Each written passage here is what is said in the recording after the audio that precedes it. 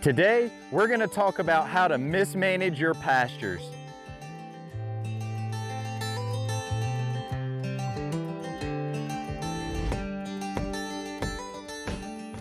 Hey everyone, I'm Dr. Arland out at Harvest Hills Ranch, and today we're going to be talking about how to mismanage your pastures. And how do I know how to do this?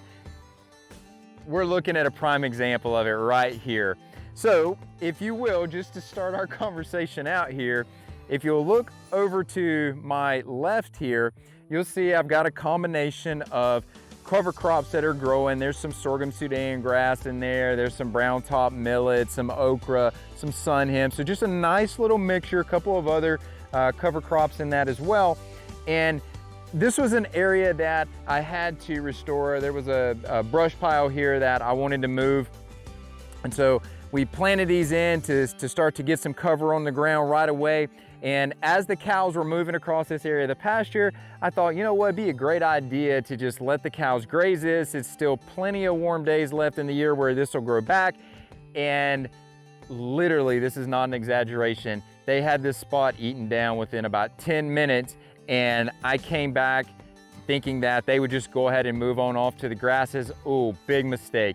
They literally pulled the roots out of the ground on all of the cover crops that I had. Now you may be asking, well, why did they not get into what I initially showed you here in this video? And the reason was because I had this cut off with an electric line.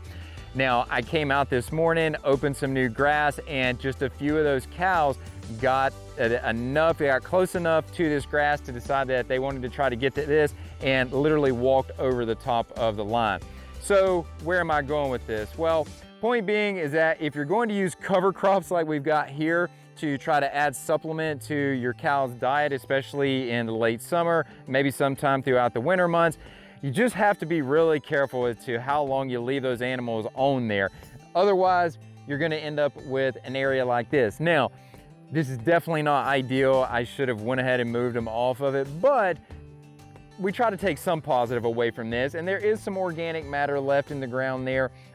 There is some manure that's laid down on that. And actually, and I wasn't expecting this, ironically, they did level it out a little bit for me. So it is a little smoother than when I initially started with it here.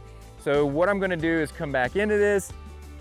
I'm going to reseed this area, and we'll get another cover crop growing in here, but it's a learning lesson in terms of how we're gonna manage our cover crops. So be very judicious about that and learn from our mismanagement.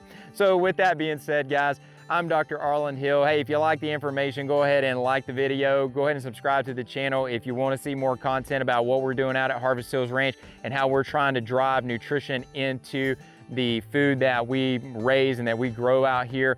And we hope to see you back real soon at another video. Dr. Arland Hill at Harvest Hills Ranch.